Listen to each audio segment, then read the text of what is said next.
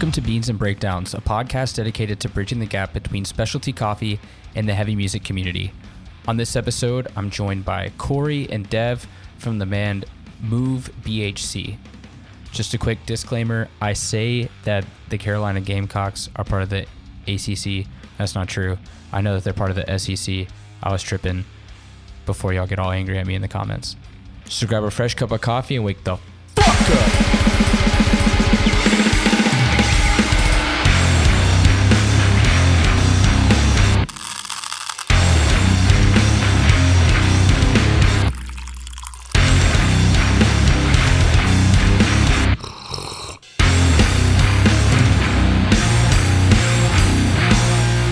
What's up, caffeinated crew? Today I'm joined by Corey and Dev from Move BHC. Is it legal obligation to say BHC?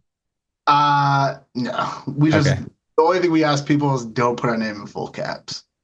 Don't put your name in full caps. Yeah. Just because of like Move organization is in full caps, so that's the only reason why. Good to know. Yeah. But yeah, we're chilling. It's a Tuesday night. The party is just starting. Dude, it's going up on a Tuesday. So it really is. It really is. Let's Work week. Oh yeah, I started school today. Really? Congrats. Thank you. Yeah, as a 32-year-old, I'm going to college for the first time. Listen, there's nothing wrong with that. Dude, it only matters if and never a when. You feel me? Do whatever you want. Yeah. It's beautiful. So I'm a little fried because I was French today. And I'm from Georgia. I don't speak French. Oh. Respect. I thought you were from Canada. I live in Montreal, which... Oh, so that's why you got to pick it up, dude. I do, yeah. What's that transition from Georgia? I don't know why you're podcasting us. Now I want to know, how the hell did you end up in Montreal? It's a whole thing. My wife got a job. She went to school for like making animated films. The only place to work in North America on the East Coast is Montreal, really. Oh. I didn't want to live in California. She's from Texas, so she definitely doesn't want to live in California. So it was Montreal. Sounds a little interesting. You picked the best coast. You picked the best coast to stay on. I'm an East Coaster at heart. I'm from Savannah. I grew up on the Atlantic Ocean. I got to be close. I got to be closer. Yeah, I had no idea that they spoke French when we moved here. Oh, okay. So I just said yes. And that was 7 years ago. Were you just like, oh yeah, why are the signs in French? As soon as you cross the border, there's like no transition. Yeah. It just goes and it's like everything's in kilometers too. Yeah, it's like, how do I change this on my car? Yeah, it was an eventful time. It was fun. But cool. I was living in Charleston, South Carolina at the time, so anything was better, really. So shout out to all my friends in Charleston, but never been. The city's whack. Damn. Yeah, so. I mean, if anyone wants to invite me and move to Charleston, South Carolina, we'll play. There's nowhere to play. Oh, so yeah, see. We'll play. It's a small state. We'll find something. Yeah. Columbia is maybe a better option. Charleston is like, nah. Also, South Carolina doesn't have the sports teams either. Those are all North Carolina, yeah. The professional, like the Panthers and the not the Hornets anymore. They got the Gamecocks. Oh, they are. They just got that's D1. Yeah, go Cox. Are they SEC or are they ACC? They're ACC. Okay. I'd assume. Are they SEC? You don't know.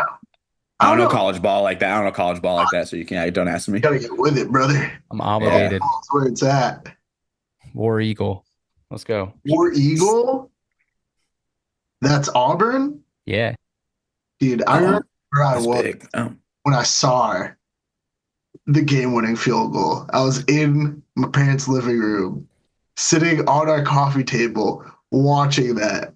And freaking out. Not even an Auburn fan. I just was in the mode of like, I want to see Bama lose. And it was one of the craziest things I ever witnessed in football history. So I went to school in Birmingham. This is more lore. Nobody even needs to know this. I went to school in Birmingham. Okay. You kind of have to pick a side. You pick Because either where?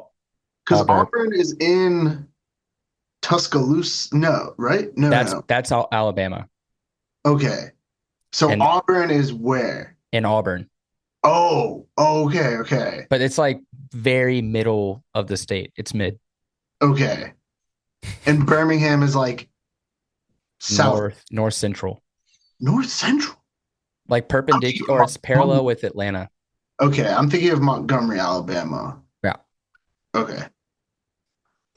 So you're in Birmingham. You got to pick a side. you got to pick a side. So I liked Auburn. I thought Bama fans were a little too rowdy. You know what I mean? And what was this whole roll tide thing? Is it an elephant? Is it a wave? What is it? Makes no sense to me at all. But also War Eagle, Tigers, Doesn't make sense either. identity crises. You know what I'm saying? So now I just go for the Bulldogs. It's easier. It's nostalgic. Go Dogs. You know. I mean, how do you not looking too hot nowadays? I can't lie. So, What? They were it was the it's okay. bro, We no got it. Stenson Bennett. They went down like a pile of bricks. All We got right. it. We'll get it. It's all good. All right. We'll Whatever get you it. say. Whatever you say. So, I remember when the SEC was on top and now it doesn't feel like that. But I despise LSU and Alabama. So I mean, I like LSU, wide receiver U, love me that. But I definitely like SEC. I'm not a big fan. I definitely love seeing the SEC go down. Like, I'm damn. just a hater. I like watching the SEC lose. I love the fact that no SEC teams made it to the national championship game the first time that they did it. I'm definitely rooting for Notre Dame just because I want to see, Marcus Freeman, first black head coach, win it. Only reason why. But like Ohio State is looking like a juggernaut. Ohio State. Ohio State. Legacy. Perennial favorite. Like, Perennial juggernaut. You feel me? Yeah. So I'm definitely. It's gonna be a good game. It's gonna be definitely a battle of the trenches. I'm excited to see how that pans out because like people. I mean, clearly Notre Dame in Big Ten with Penn State and Ohio State have established that like they got big dogs that can battle up front and even smoked SEC competition, which I feel like, whenever you think of SEC, you think of the trenches. Like they have the best defensive and offensive lines, and then all of a sudden the Big Ten's coming in here being like, excuse me, we're actually here and we have the best lines. So it's gonna be a good game. I heard a statistic, this was years ago, but that the Big Ten is actually the most difficult conference to be in. I had heard that. I don't know how true it is, I but believe it. that's what I always thought SEC was the best. But that's just because I'm Southeastern. It is what it is. It is what it is. This is sports talk with Move, by the way, if you just tapped in. I love sports. We can get to a little track and like we can just transition right over to track if we want. Dev will be all over it. Damn. Oh man, we can get in some track and field. That's why somebody actually like studies track and field. Do you run? I run. I mean, I know track. I know a decent amount like track and field, like ball in the professional sense. I know a little bit about like the college level, but um, I know a little bit of ball. Kid just ran his first marathon last year, the Berlin. Oh, yeah, it was in September. Yeah. In He was a Berlin? local. It was in Berlin. Yeah. It was excellent time, beautiful city, good times. The whole experience was very positive. But I don't need to run another one ever again. Yeah. So Yeah. I've He's done also two a halves. local running coach for so there we go. You're a local running coach too? Oh, so I like proxy coach. Basically, there's a local business, a local running shop called the Heartbreak Hill Running Company, and basically I help coach some of their Thursday night sessions here in Boston. And the coach gives me the session, and then I kind of help folks coach through it. And it's like a public, open, free thing, good for the community as well. Made a lot of friends off of it, so that is nice, and it has helped transition me into coaching in kind of more professional sense. Although I'm still new to the game, so it's my coaching is very much of like, oh, I read these books and now I have friends who are willing to be guinea pigs Yeah. and we kind of learn from each other. So, but it's a fun game. Yo, if anyone wants some free running coaching, hit up Devin Miller. Be one Yeah, of his guinea pigs. Hit him up. I'm already in the Instagram trenches. and home address in the description. Exactly. Just knock on his door. This leads me to a somewhat coffee related question. I have recently, there's a trend that has spread here. I heard this in like some of the bigger cities. Running clubs. Are you familiar? Anything tracking? Of course.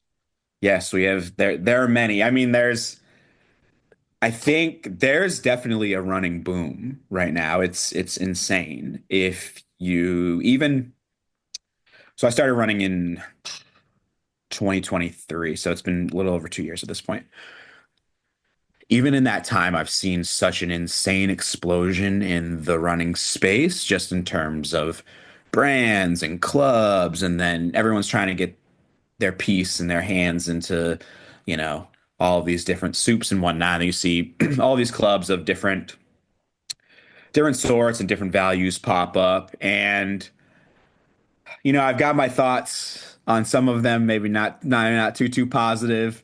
But I think in general it's good for the sport. I think it's good for people to just like get out and run. It's good to create community and make friends and whatnot.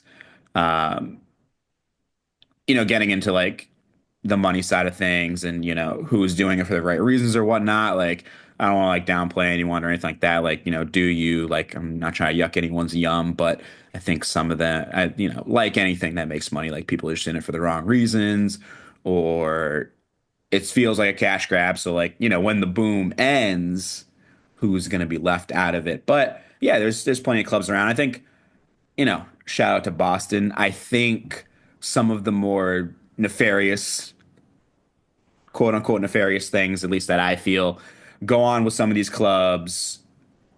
Doesn't really happen in Boston. Um, we don't have like, I think we had one pop up. We don't have any like dating clubs or like weird, like horny clubs that I've seen popping up and whatnot. There's some, there's some friggin' club in You New can York. no, you All can right. swear.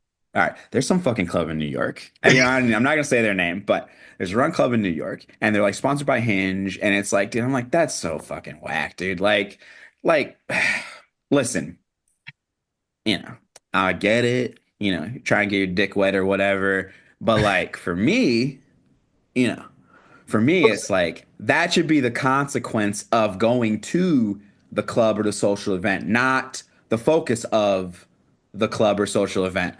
So, Exactly. whatever. Like, I'm a hardo. I like to run fast and shit like that. So obviously it's not for everyone. But yeah, Boston has avoided that. I will to circle back to coffee. We do have a couple clubs in the city. One of them is just the Runners Cafe. Shout out to my friend Ben, who also coaches local Brookline High School. Ass beaters, those kids, nasty track and field, nasty fast kids. They go on runs like once or twice a week to different coffee shops around Boston, which is really cool. And then there's another one, Cortado Club. Shout out to the homies. Shout out to homie Shannon. There's one other. Mick, Shannon and Mick. They run around different coffee shops as well. And then I run to this one coffee shop that's near my house called Faro, which is I'm giving a big shout out to Faro. Faro is the best coffee shop in the entire greater Boston area. I run to that shop multiple times a week, and I've kind of made a bit of like the Faro Run Club, just like, facetiously. And then some dude hit me up, some dude on Instagram who has like 70,000 followers called Runner's Mood. He's like, hey, do you run the Faro Run Club? So like this bit has now turned into like a thing out of my control. So yeah, run around different coffee shops. Love that shit. You gotta capitalize, make the bangingest merch because I know the merch game is gonna be strong. You got hardcore background. Exactly. Corey, and do you run? Do I run? I do. I am a runner, casual runner though. Dev is a runner. I am I run to supplement my workouts as an athlete. There we My go. bad. I do flag football. So like that's my little competitive journey that I like to take on and go for. So I do the running for that. And then I was trying to get my 5K up and Dev was helping me train for that. So, but still definitely be hitting runs like probably, I don't know, up to like 3, 4 times a week usually, like a couple miles in the morning just to get my cardio on and stay in shape and whatnot as I'm becoming an elder in this game. You feel me? These bones are feeling real rickety. Yeah. So, but yeah, I've definitely done the old Faro Run Club, or it was the Straight Edge Run Club for It was a straight edge run club. yeah, America's Hardcore Fest in Boston. A bunch of homies met up with Dev. We did a little loop around the Charles and hit Faro at the end, which was sick. And definitely whatever on tour, Dev is often running, and I often go running with Dev. So him and I will just like go hit a run at times. And if we're ever doing, there's a lot of fests that either we'll go to, and we're like, oh, we're gonna make the run club the Straight Edge Run Club. Shout out to Mikey from fucking Buggin, because he always hits on the run club whenever we do it, which is sick, and we're playing together. So, but yeah, definitely be running sometimes. So. I hate running. I hate it. Dude, you hate it till you love it. I'll go out of my way not to run. Oh, Listen, it's not for everyone, Oh, but I know. it should be. It should be. it should Sounds be. like a threat. Yeah, You said that like a threat. it's coming. Dude, it's Running like is coming. Yeah, easiest, it's coming for you. easiest way to like be in shape is to run. When I say easy, okay, correction. One of the most accessible ways. Okay. Yeah, you just get out your door. It's like Literally. built in.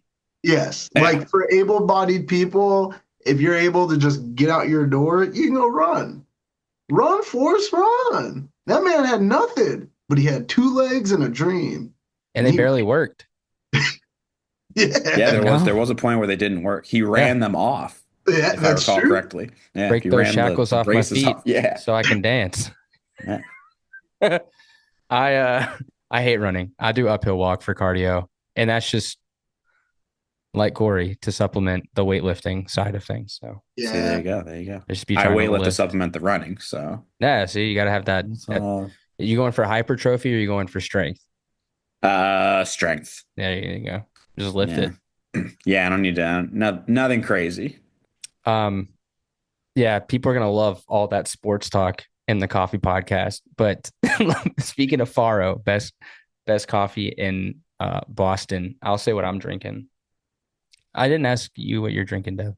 Oh, so this is a Vietnamese coffee. It's called the sea salt shaker. Some condensed milk in here and some sea salt. So it's from a cafe here in Cambridge called Cicada, who also does a lot of great Vietnamese dishes for dinner. So they switch from a coffee shop to dinner at night. And 2023, they won the James Beard Award and became extremely popular. So shout out to them, but I go there less because now it's just like busy all the time. But phenomenal spot. And Corey, you have a Pepsi. 0 sugar, Pepsi cherry going on here. You know, a little wild cherry Pepsi. So, because I'm trying not to cut down my sugar intake.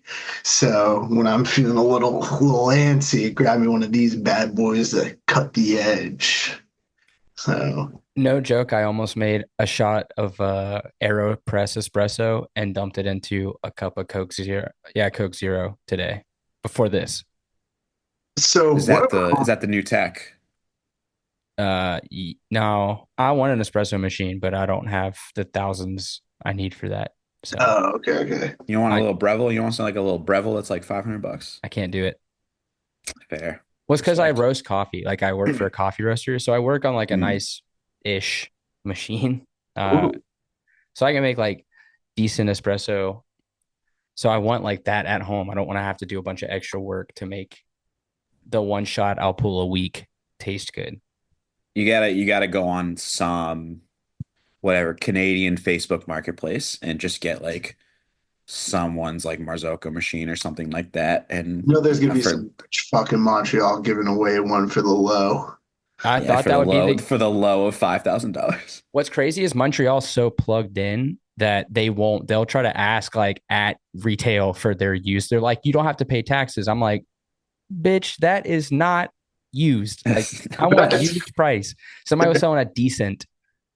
And if you're in coffee at all, like somebody listening will be like, holy shit. Somebody had a decent, which is like this crazy spaceship of a machine for your house. And they were selling it. It retails for like $6,500. They were selling it for $5,000. I was like, I don't know, bro. Like, come to 3 and we'll talk. I love how there's levels of every single sort of like thing or hobbying or like whatever it may be that you get into, where there's just some ridiculous high-end level to it where you're like, yeah, bro, I could go get this $6,500 coffee machine for my crib. And then that's not even talking to like high-end exotic coffee beans and stuff that some people be getting or pulling out. And it's just like, damn. Y'all really could go crazy with it. It's real deep. I paid $50. Was it 50 or 30? It was expensive.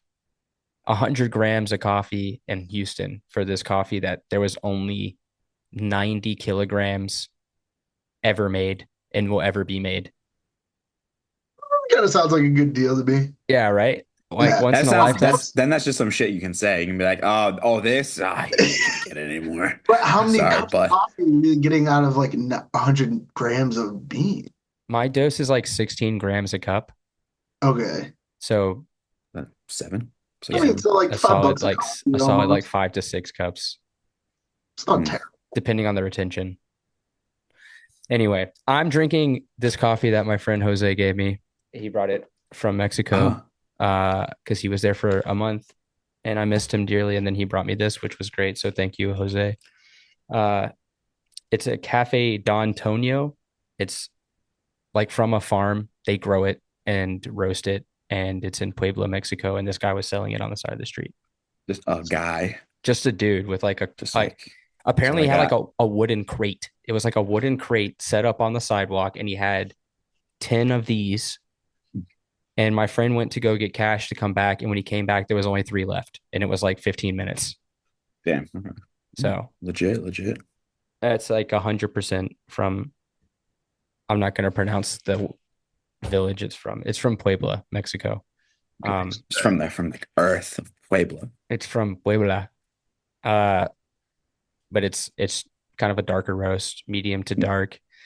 I am not a dark roast fan, so I kind of have a hard time. I will say I have almost finished this cup, and we've only been talking for 15 minutes.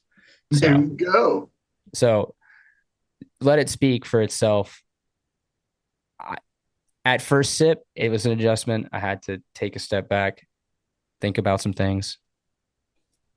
But now it's pressing on. I'm just pushing through. But I do appreciate the coffee, and I appreciate Jose for thinking of me. Yeah. Playing a band with Jose as well, so that's cool. Oh, that's sick. What band? We're playing together at Madhouse. Oh, hell yeah. What band? It's called Drive By. Cool. Oh, that's a wild name for it. Have any of you done a drive-by? Mate, I mean, I've experienced a drive-by. See, listen, that's cloud enough, you know. Sometimes you just gotta be involved in it. All right. If you're on the receiving end, does that count? There you go. You were involved. Yeah, you were involved. That is certain. More than one. If it's more than one, does it count? Oh, that's nuts. Yeah, what the fuck are you involved? Wow, what are you getting? Dude, what are you getting into? Savannah is wild. I'm telling you. It's yes. Okay. Okay, Yes. Okay. It is. Montreal, I don't even think they know what a drive-by is here. That's why I think we've gotten away with that name. There you go. They're like, what? Yo, shout out to Elise from Savannah and also an ATL, part of the Brown Table. They're an old head. Just shout out to them. They're the only person I really know from Savannah, Georgia. So, Elise? Yeah. I think I went to high school with them. Probably. They're like 35-ish, like up there. I think they were the same person that used to book a bunch of shows in Savannah at the DIY with my friend Kelly. Probably. Do you know their last name? Honestly, it's a great question. Do I? I don't think I don't so. know. I've been knowing people for like 15, 20 years, not know their last name. Not know their I last also name. don't know if I want to, Yeah. put out a whole Yeah. gun. I can null it out. I think that's the same person I went to high school with. I think so. I had They're to get the tall. yearbook out. I Whoa, might wait. have to. Yes. They're tall. They are tall. They are tall. Yep. Might have to get the yearbook. That's crazy. I don't know how do you, I haven't seen them Dude. in 20 years. Not 20 years. Oh, dude, I've known Elise. And Elise's, if we're thinking of the right Elise, they're also black. Mm-hmm. Okay, cool. Yeah, Elise has known me since I was like, what, probably like 16 years old or some shit. Part of this illustrious group called the Brown Table, which I'll always bring up the Brown Table whenever I can. That was one of the sickest groups of people ever in the hardcore space of black and brown people from quite literally across the US that were all just in a group chat that shared space. And it was just it was a very cool community in that little group chat, and Elise was a part of it. So shout out to Elise. Shout out to Savannah. That's the only person I know from there. So I mean, I don't think it warrants a shout out, but shout out Elise. cool. Because Shout out to ATL though.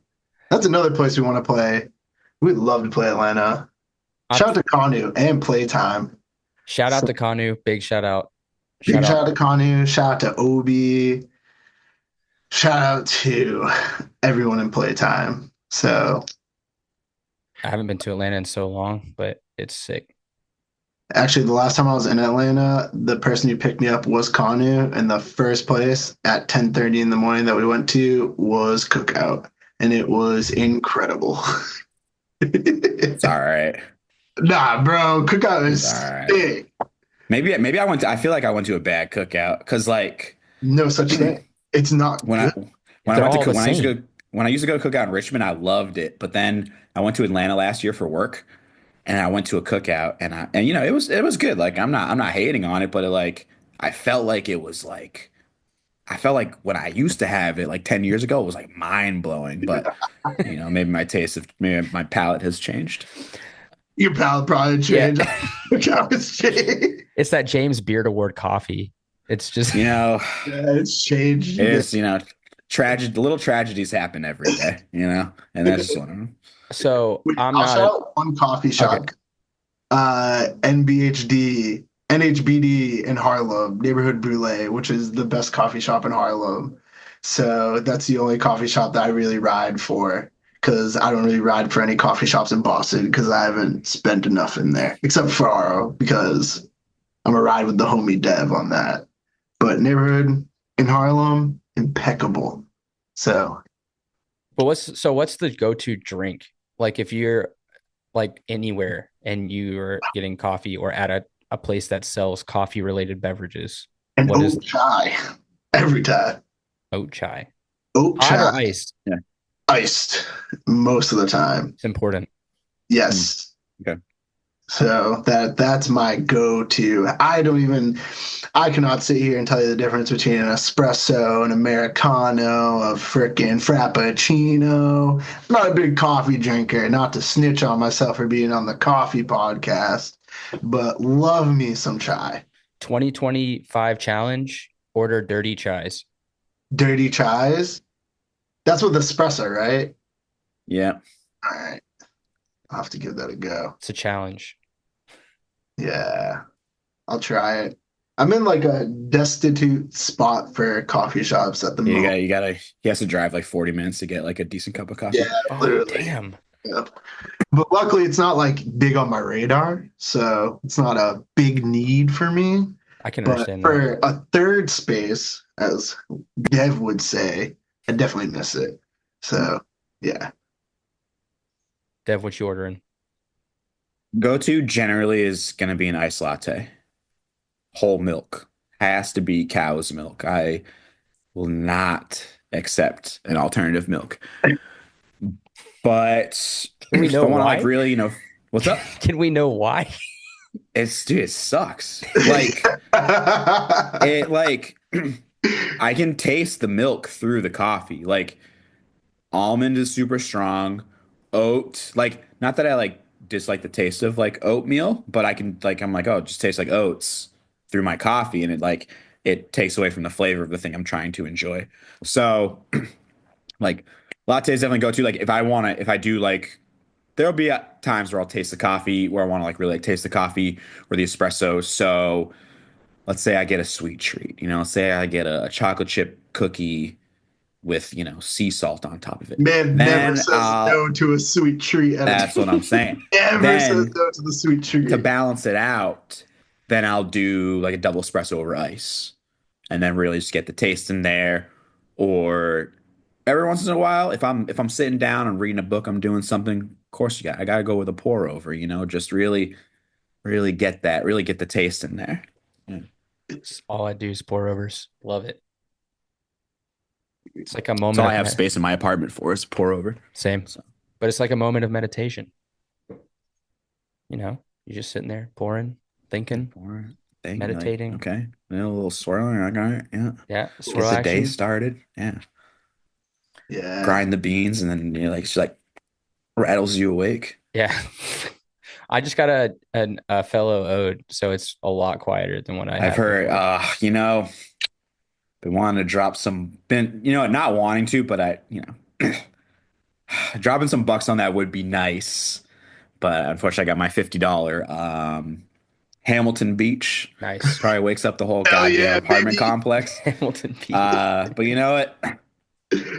Grinds the texture that I need, and that's ultimately all that matters. Luckily I got mine wholesale, so I didn't have to drop too many bones. I'd have the hookup. Yeah. All right. Plugged in. Dev, you know who to contact now. We're about to be in Montreal in a few weeks. I know. I'm about to bring the box. Bring the fellow kit home. Let me know what you need. I'll get it from 8 ounce. Let me know. Oh, hell yeah, dude. Do you have any coffee shop recommendations for Montreal? I have so many. We're playing at Fouf's. So the best one within walking distance, I'm going to get shit for this. I do not care. It is Cafe Pista, right around the corner. It's like a block up. It's one of my favorite cafes in Montreal. They do pour overs. A lot of people don't. Great espresso. They roast. Beautiful. I was going to ask you. Yeah. Most cafes in Montreal roast. Okay. Or do they roast other people's beans or they roast their own? So that's what I was going to ask. Is Pista roasts only for Pista. Okay. There's another one that's a block over from that one called Piccolo. They use Cafe Myriad, which is a chain of cafes only in Montreal, and they work with the co-op roaster in town. So they kind of do roasting for other people and like white labeling. I work for a coffee roaster, so I'll have some cold brew cans that I'm, fending a bit of. Cold brew cans. And then I'm trying to think of another decent coffee spot, but in that area, it's basically Pista and Piccolo are the two best ones. There used to be the Standard. I don't like the Standard. I'm sorry if that's your favorite shop. Anyone listening, that shop is garbage. I will ride for that. Respect. Shop sucks. Horrible. Sometimes the shop just sucks. It's bad. Dude, some shops do suck. It's just not good. I've been to multiple of their shops. Vibes are bad. Coffee is bad. Dude, nothing's worse than a shop with bad vibes. I feel like it's hard to do. Half of the coffee experience at a coffee shop is vibes. It's fine. Yeah, I gotta walk in and dude. You gotta feel welcome. You gotta feel warmth. You gotta feel like you belong there. You don't want to feel bad vibes. But I'm also very judgmental when it comes to cafes, especially in Montreal, because the game is so, like, the expectations are high. It's a coffee city. So the standard what is your favorite coffee city if you had to put one out there? So that's usually the last question. If y'all want to wait. Sorry. We can do it now. We can wait. We got time. All right. Sorry. I didn't mean to throw a blanket on that, but No. What is the most out of pocket Boston experience you have ever had? Because notoriously Boston is known for just crazy shit that happens. Like at a show or or like just in general? I'm not going to share anything in general, but like I don't know. Rambunctious activities with friends. We'll throw that. Yeah. I mean, That's like so any vague. listen, like any larger American city, there's always just like some shit going on, like down a corner on any like given night and whatnot. Like, you got people pissing, you got college guys getting killed. Here's That's a big jump. That was a big jump. not out of pocket, but a local conspiracy theory Oh, is that there's a is serial killer? that, yeah. Sorry, I'm recovering from a cold. So over the past like 15 years, it's like college age men have just like gone missing or gotten killed and like wind up like drowned in the Charles River. And people are just brushing it off as if it's like, oh, it's just college guys getting drunk and falling in the river and drowning. But there's a deeper thought that there's some nefarious activity going on. That's some guy like a serial killer, man, woman, non-binary, a serial killer who is killing these college dudes. Um, so that's at least like some like possible local lore.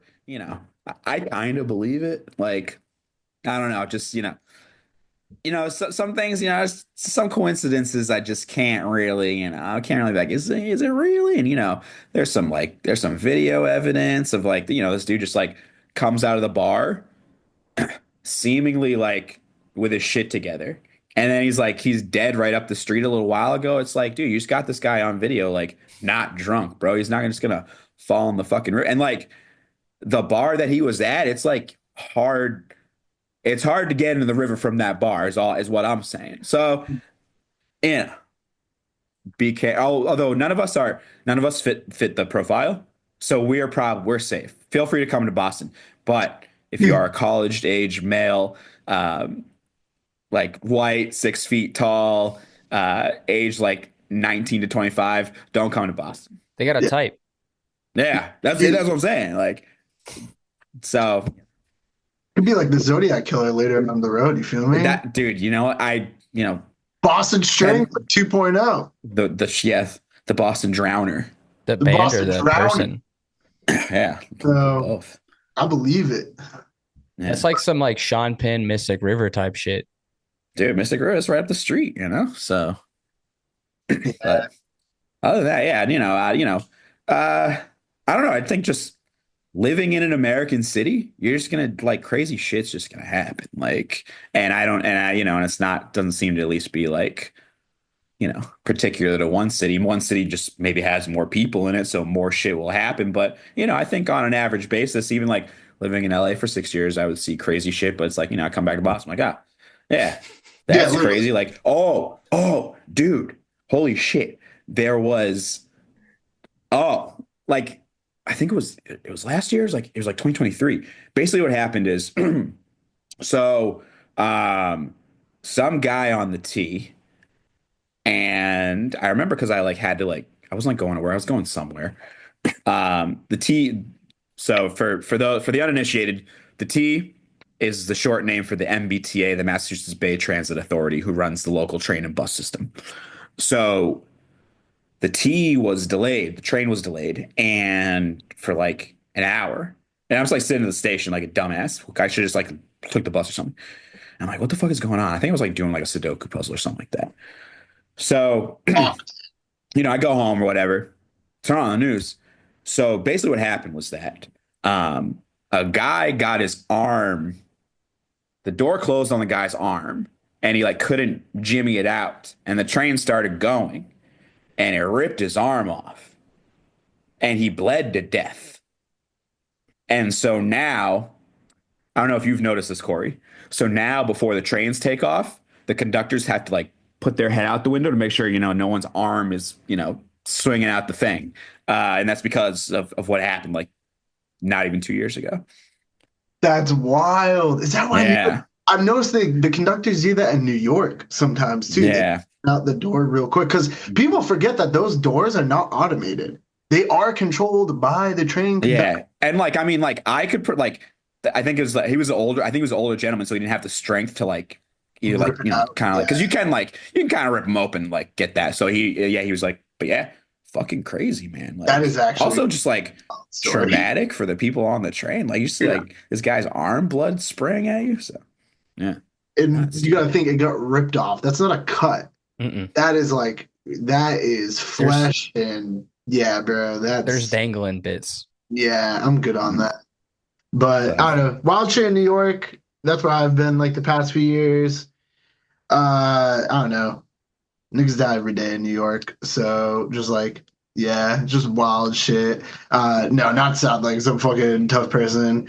I don't know. People, it's New York City. You see people do ridiculous things all the time and say ridiculous things. So I couldn't give you one highlight of like, I don't know, a man tried to stab me at like 2 p.m. on a Sunday afternoon. That was like what, like when I was walking back to my crib for no reason. But I feel like once again, that's like a city occurrence, kind of like that. That's not like a unique situation. And I think as well, like if you think of just like the size of you guess 8 million people or whatever in it, it's like, dude, like someone is gonna have some sort of like mental problem or some mental trouble, and someone's gonna say some crazy shit or do some crazy shit. But then we like tend to hyper focus on like the one crazy thing that happens out of like the potential billions of crazy things that happen to everyone's a fucking psychopath. And then that kind of balloons into like then you have like guy from fucking Plano, Texas, who's afraid to go to cities because he heard this one thing on the news. And it's like, dude, like, and for us, it maybe maybe this is like, there's obviously some sort of desensitization, but you just like shit just happens. You're like, all right, yeah, that happened. And it's like, I don't even fucking give it a second thought. Cause I'm like, I'm not pressed about it. I'm not fucking worried about it. Yeah. So you just like, you kind of just, and like, I can't speak to whether or not this is like inherently good or bad, but you just like shit just kind of brushes by. You're just like, yeah, all right, it happened. Like I got, let me buy a pack of M&Ms, Oh, actually, all right. Here's one that actually happened to me. All right, so there's a Chipotle near my crib, and I like got done with a run or something. I got my, I'm ordering my bowl. If you want to know, bowl, brown rice, black beans, chicken, maybe brisket if I want to spend extra $3. Veggies, brisket goes hard. pico, it does. Veggies, pico, cheese, lettuce. No guac because I'm an avocado hater. Sorry to all avocados. Anyway, get my bowl. What is that? Avocado's not good, bro. I'm not fucking. Oh my! Thank you, bro. Avocado's not good. I've had one good guac in my life. I don't give a fuck. I don't need fucking wet ass, doo doo ass Play-Doh on my salad. That's what I'm saying. This is flavorless mush. But, this is baby food. You're outnumbered 2-1, Grayson. You're not. Hey, thanks for coming on, guys. It's been really fun. It's been breakdowns and beef. You don't like avocados? Done. Nothing to do with this podcast. I just take that extremely personally. I cannot wait to play Madhouse Montreal and be like, yo, I just want to start the set off by saying fuck avocados. Hey, guess what? Dude, I'm just gonna get. I'm spending $100 on 20 avocados and just yeeting them onto the stage. Dude, instead of tomatoes. Yeah, it's like nasty underripe avocados. They're hard as a fucking rock. So bad getting hit with them, like because they're not ripe. We don't have ripe avocados. Anyway, what was the finish the Chipotle? Thank you. I look behind me.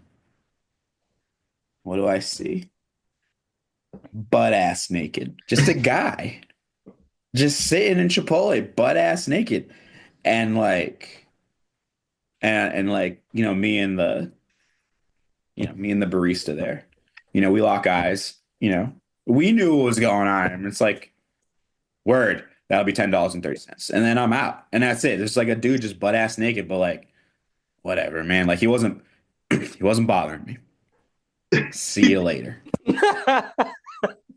I'll be honest, like, when we think about the most ridiculous things, and honestly, the most ridiculous thing of New York City was straight up like the amount of cops in New York City.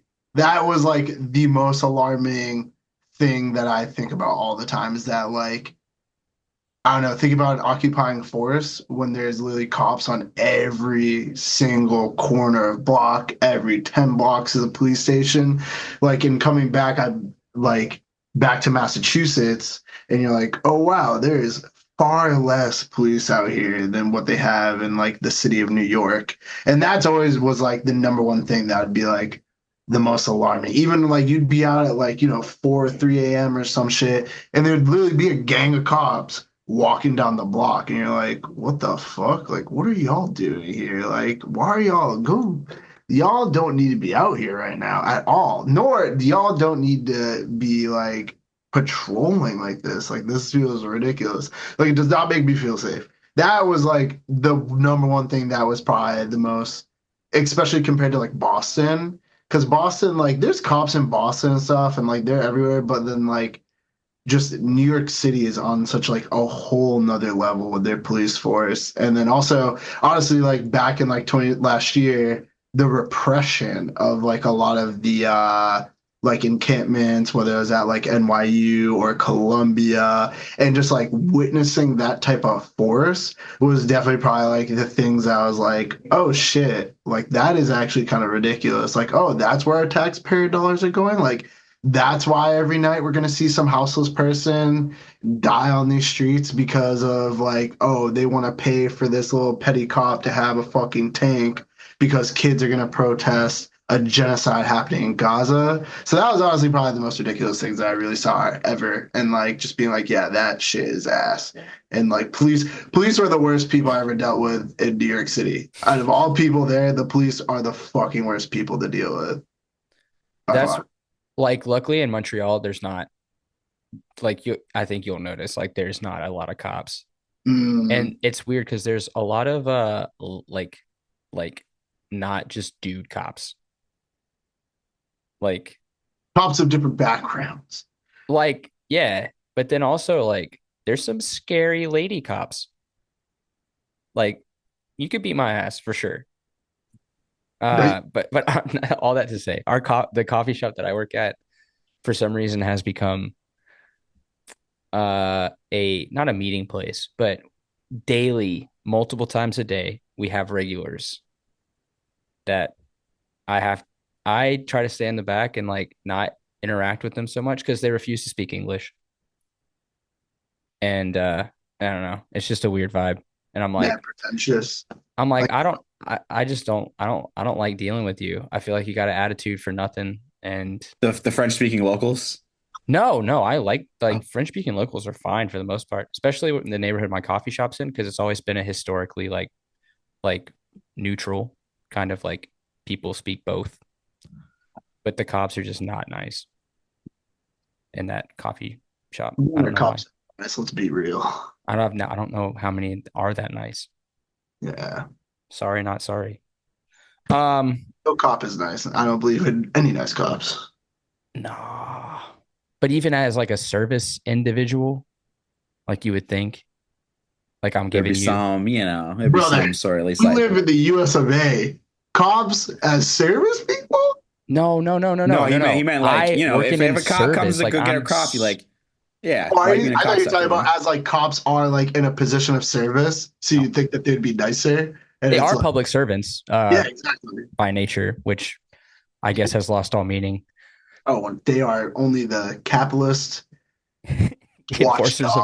enforcers of capitalism and democracy. Well, we might be joining y'all as the 51st state soon, so that's what I heard. Yes. Welcome. The only upside to that, no more visas to play the states. Dude. Oh, wow. I think we just had to bring our passports. I don't even I think, have you seen like the whole theories? What is it?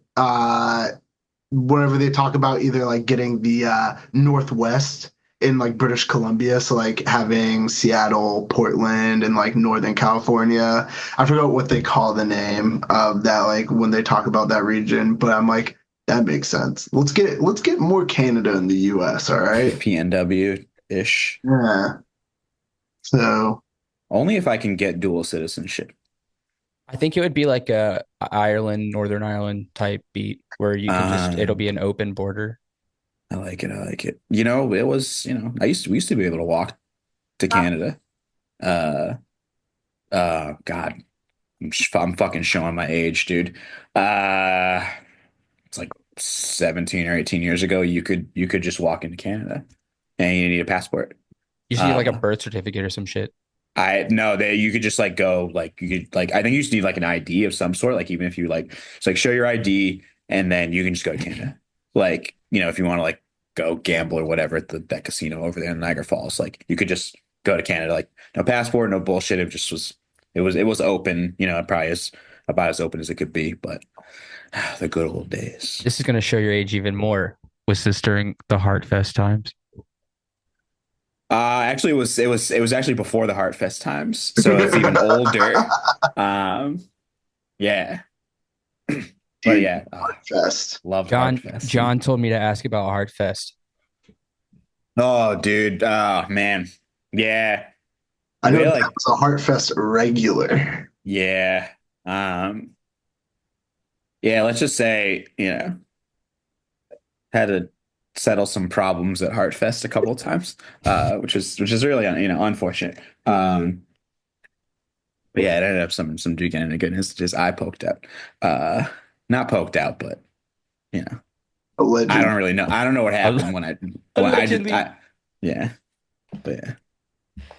Oh, I never went to Heartfest because I ain't Canadian. So It was great. It It was was great. It was a ton of fun. It's like the only time I've ever been to Ottawa too. Like I don't have a reason. I'm not a Senators fan. So I have no reason to go to Ottawa. And it was also like a zillion miles away. Because we used to go and to Montreal all the time. It's like a 6 hour drive from Boston. So we would go to Canada a lot. And shout out to Evan, yeah, one of the Canadian homies. yeah, it's because Evan, he lived on Cape. He lived on Cape Yup, Cod. That's dude. how we knew him. Shout out Evan. What is it, like Masiak or something like that? Or Masick? Now it's just dropping around. Oh. just No, his last name names. is LeBlanc. I think that's his middle Oh, name. it is LeBlanc. I'm thinking of a Yeah. whole different Evan. Who did he Uh, play with? Evan LeBlanc. Oh Oh, he had the God. band. I forgot what the name of the band was. I'm I'm gonna about check to I'll check my Instagram DMs if I can find it. look at, yeah. I think it was Bad something, Badlands. I think it was. Yeah, I think you are correct. I'll Yes, find it. it was Badlands. I think it was Badlands. Don't quote me on that, but I think so. Shout out. I only Yeah. know about Mundy's Bay. So Hyper local. It's real hyper local shit. Yeah, dude. A shout Yeah. out to Evan from Badlands. Never got to Yeah. see that band, but always wanted to. Yes, it was Badlands. So Howard I'm Blind. gonna point him in this direction and be like, hey, dude, talked about mentioned you. well, I mean, Dev, you just dated yourself. But we can talk about how y'all got into hardcore, what that looks like, from like your perspective growing up. Yeah. Who wants to I go mean, first? I hate I might as doing. well I'm so I bad might at as well that. knock it out. Yeah. I mean, for me, it was like I can graph my exact trajectory of like kind of how it started. Basically, like growing up in a black household is most like R&B, hip hop or whatever. So I never really was like listening to rock, like MTV. Dating myself again. MTV when they used to play music videos of Nirvana. Um, that was like kind of where I got into, I at least knew like, alternate music and whatnot on radios and whatever, whatever would kind of slip through. And but I think like Nirvana was like kind of they had some mainstream popularity, so you kind of heard through it. I don't know if like that's where it started, but I was like, everyone was listening to fucking Smells Like Teen Spirit. So, fast forward, um, I'm listening to all kinds of shit when I was growing up. When I was like in like elementary, like middle school, I was like, I was big into like Insane Clown Posse. And I was listening to like Eminem and shit, and then I was listening to like Kid Rock. And so My Kid God, Rock was like my gateway. Basically, Ed my Kid exact Rock. That's so trajectory was ridiculous. like it's so sick, dude. Um, so I'm listening to Kid Rock, and I like I remember I bought the Kid Rock CD. I bought Devil Without a Cause. I was fucking bumping that shit. Now I hear you twice, Corey. I hear myself twice, Corey. There we go. Um, so basically at that point, I there was a Kmart. I'm thinking outside of statute of limitations. Let's just say there was a Kmart near my house, and which is a now defunct like chain, like a Best Buy-ish. It's like a like department store type deal. And let's just say you could get free CDs there. So we got this CD called Return of the Rock, and it was like some MTV compilation CD. Had Kid Rock on there, had like Power Man 5000, all that other shit. I guess like listen to Tony Hawk, like you get, so many things. But this CD in particular had Spit It Out by Slipknot on it. And so I listened to that, and I went immediately back to Kmart and got the free Slipknot CD. And then it spiraled from there. The first concert I ever went to was the United States of America tour at the Worcester Centrum Center, which is now known as the DCU Center in Worcester, Massachusetts. It was Slipknot touring on Iowa. It was Mudvayne touring on LD50, System of a Down touring on Toxicity, and this other band from the Midwest called American Head Charge.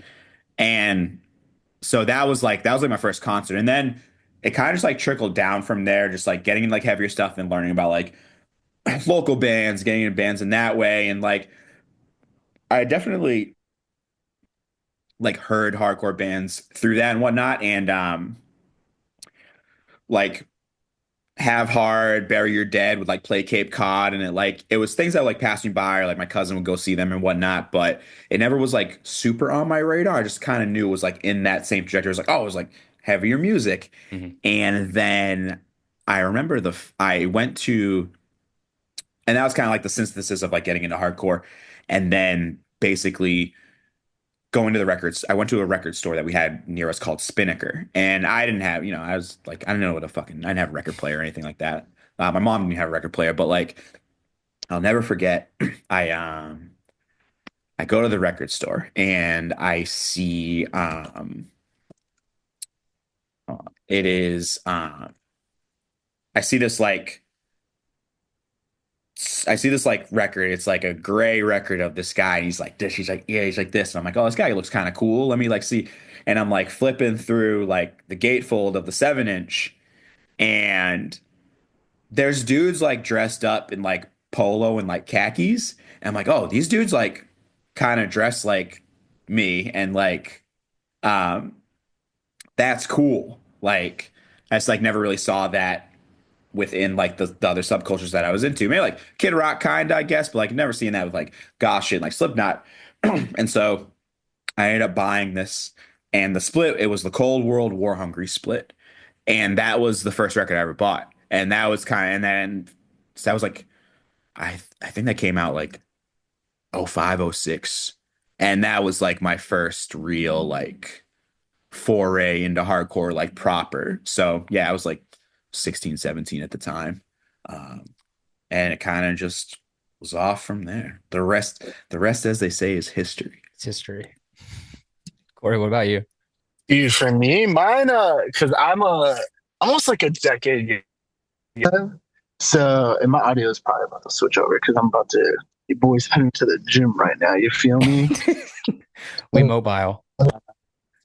Dude, yeah. So, but for me, it was got into the subculture, kind of just got into hardcore, and that stuff was primarily via skateboarding. So, like growing up, I was the skate park called Skaters Paradise that was near me in Shrewsbury, Mass, then called MSC, and now long gone since then. And they would pretty much drop me off there on the weekends from fucking 12 o'clock until 8 p.m. And they had a jukebox there, and it was a bunch of older kids, obviously. And they would always play a bunch of stuff. They had a bunch of Wu-Tang, had a bunch of Johnny Cash, and then they had like Slayer, Metallica, and a lot of the Ramones.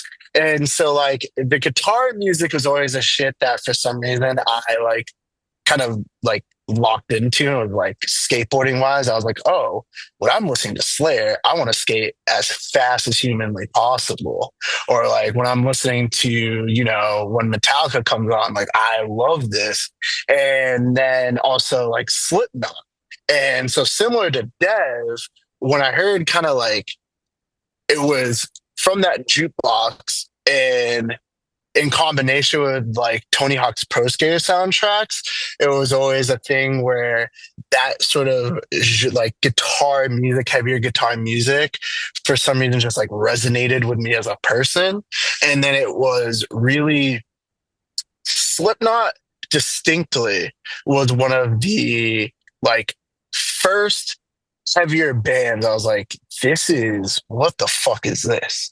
Like particularly the self-titled like intro into like Sick, Eyeless, Scissors, like Purity, Tattered Torn, literally every single track on that record. And so it was, instead of it being a compilation CD, it was Yahoo music videos for me. And so I'd go on like Yahoo music videos and you would listen to me, and shout out to my homie David, who I grew up with. Me and him would be at his house and just watching different music videos. So like System of a Down, Slipknot, Linkin Park, like all these different videos. It'd be like, yo, this shit is awesome. Creed. For some reason, his mom loved Creed, so he'd listen to hella Creed. So that's kind of what got me into the heavier music. And then my older sister is the one who really drove me into hardcore. She was like a scene queen. So she was the one who put me onto like bands like Dr. Acula, Drop Dead Gorgeous, Job for a Cowboy, and then like the Acacia Strain and Stick to Your Guns were sort of like the first, Acacia Strain adjacent, but Stick to Your Guns was like the first sort of like hardcore band I started listening to. And then she got me into like the real deal shit. No diss to Stick to Your Guns, but like local bosses shit. So she got me into Ceremony, Have Heart, and Bane. And those were like the pinnacles, mainly Bane early on and Have Heart. Those two bands. Ceremony I didn't really get until I was older. And then I was like, wait, what is this? Why? Like, I remember this, I'm familiar, but now I'm feeling something. And so a lot of the screamo stuff, bands such as Vanna and Oceano, they got me to start going to a spot in Worcester, Massachusetts called the Palladium. The first ever live music thing I went to was Warped Tour in '09, and it was to see Under Oath. Like that was like the main band that I wanted to see.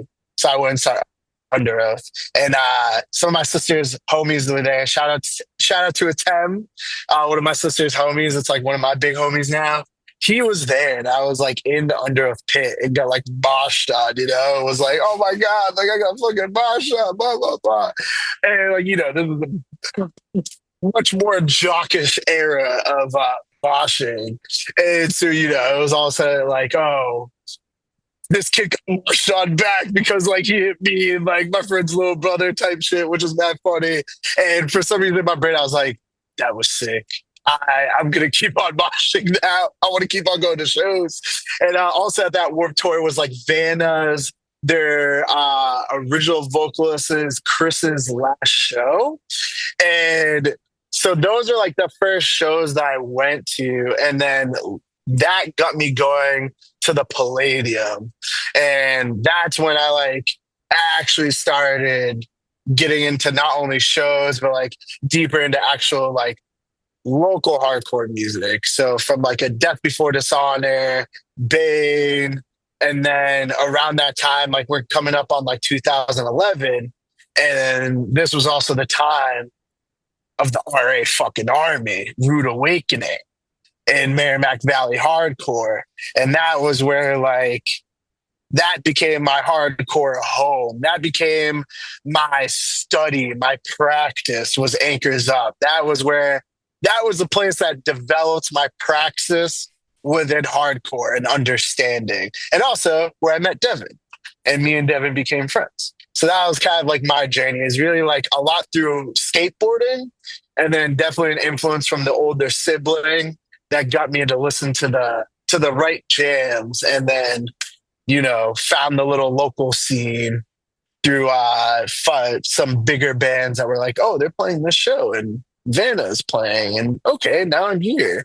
And then I meet somebody like Chanel, who's one of my good friends, and she's like, all right, I'm gonna, for some reason, say what's up to you. Actually, look out for you. And yeah, so that was kind of Corey's journey into the world of hardcore. And for some reason, still fucking moshing. Don't know why, but still moshing. Really, the mosh. The mosh was like the real thing that was like the first love of hardcore, was the mosh. Music wise, great, but then mosh, that's what like got me really hooked into the shit. Yeah, I was gonna ask, because notoriously you are, I think, known in hardcore as a mosher first, from countless videos. Yeah, I'll take that. Yes. Not to say that what you do in Move is not important, but I think upon first recognizing, it's like, oh, yo, I saw him in a video just front flip onto somebody's head. Yeah, it's definitely very true. Like, there was one time like somebody sent me a comment of a Move video of like, you know, oh no, it was a video of like me moshing hard. And, you know, it was the classic, like, people on there being like, oh, he did that at my scene, blah, blah, blah type of shit. And somebody put on there, I think it was like, they said something around the words. They're like, oh, you know, the reason why this dude moshes hard is because he's in a band. And I was like, whoa, whoa, whoa, whoa, whoa. I've been moshing for a decade longer than I've been in a fucking band, all right? Like, I've been around here, there, and everywhere, taking my licks and dishing them out and, you know, hitting. That's been my ethos. The band really came from being a pitter, because I think just from stealing the mic from one too many people and being quite energetic at shows, people are like, oh, you should, what are you going to front a band? What are you going to do this? What are you going to do that?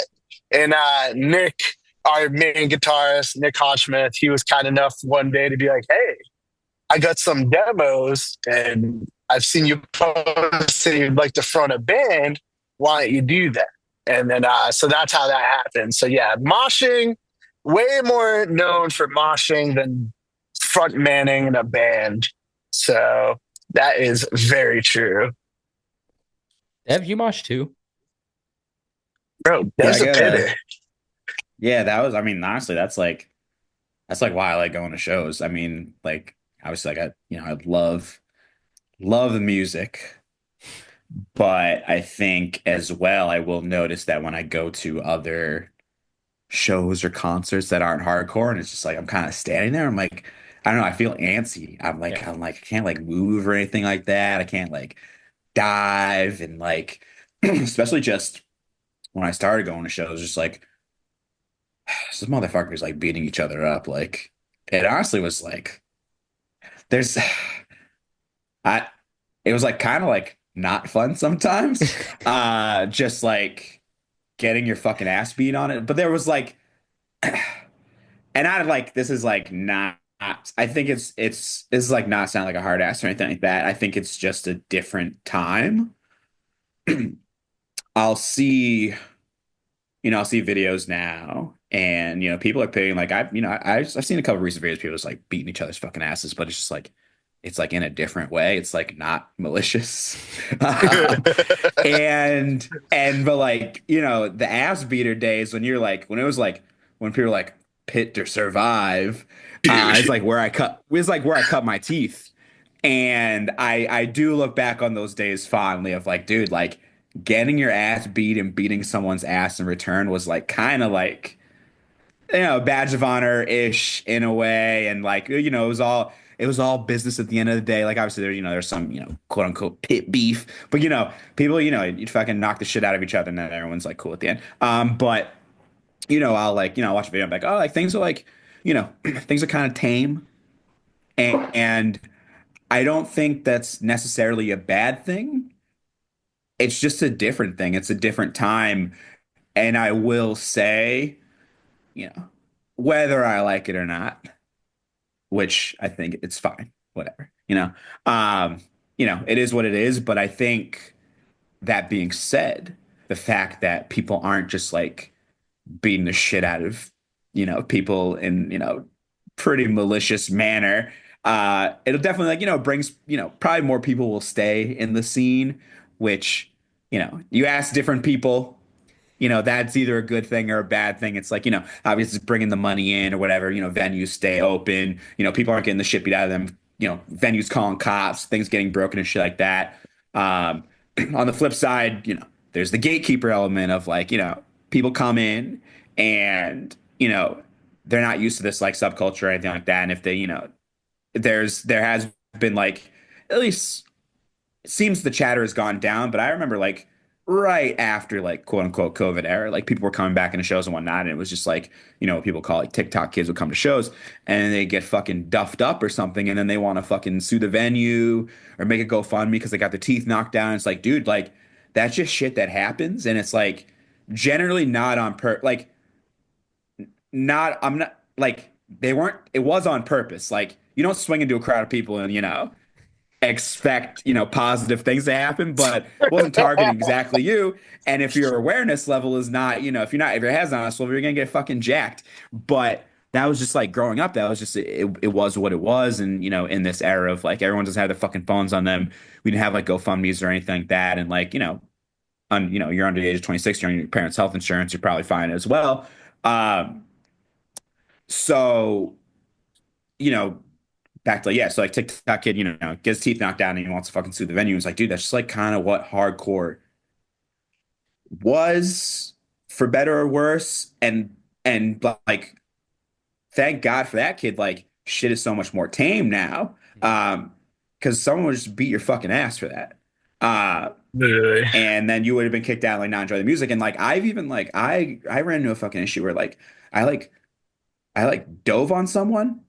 And so the way that I dive generally is that I'll make a dive and I'll make like a grab for someone because dude, I'm in my fucking 30s, man. Like I'm not gonna smash my fucking head on the ground and like get hurt. So I'll do like the crowd is like for us. That's what I'm saying. Yeah, exactly. Because I don't fucking trust you to catch me. I've seen fucking people do like backflips in the crowd and fucking smash their fucking head on the ground. And people are just like, so I'll usually just like. In my head, I'll dive off the stage, do a little side, do a little flip, but I'll have the idea of like grabbing out to someone just so I can land. And so now, there was a show and I did that. And then now I have like two girls coming up to me saying that I like assaulted their friend. And I'm like, dude, like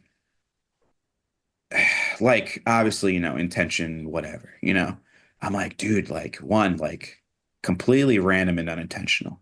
I didn't grab your fucking friend because she was a girl and I like want to grab someone's titty or something like that. It's like, it's literally not fucking at all in the wheelhouse of thought.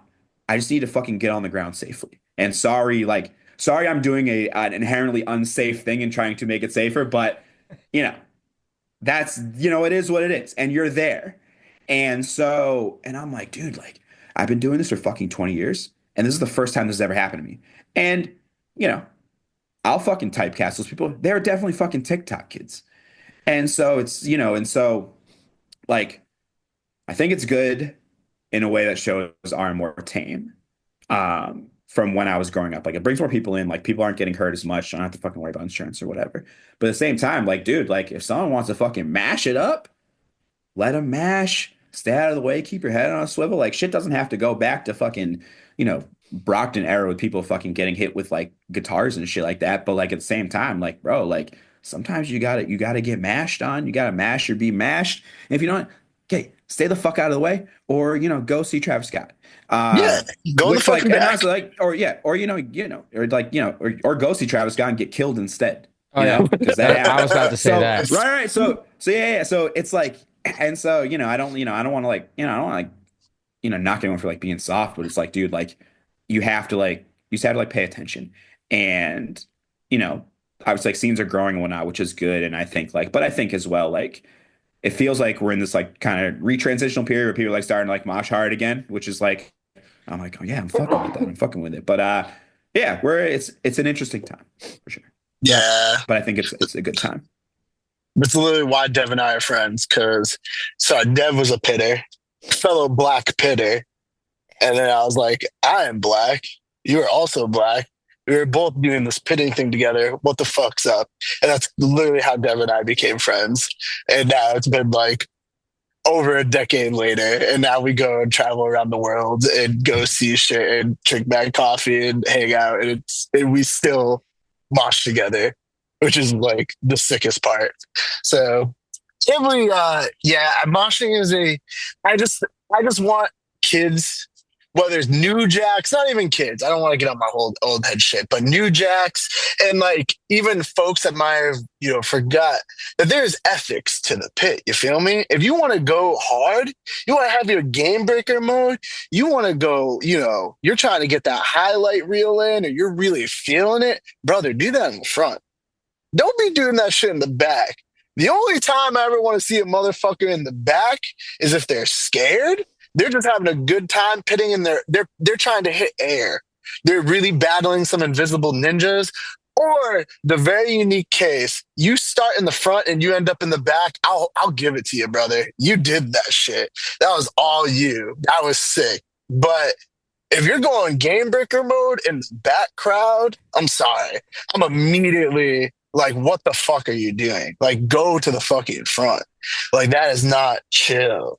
And then also the whole like people, even though I can't even make a comment because I'd be doing that shit sometimes. So disregard the comment I was gonna make. I'll go with this. If you're in the front and you're in the sides, don't be getting mad pressed. If you get hit, learn some cover-ups. Learn how to keep your head on a swivel. Develop the mosh awareness. Duck down. Motherfuckers are typically swinging for your heads. Duck a little bit lower than head height. That's all I'm saying. Like, that is, and catch people. Catch folks. Catch one another.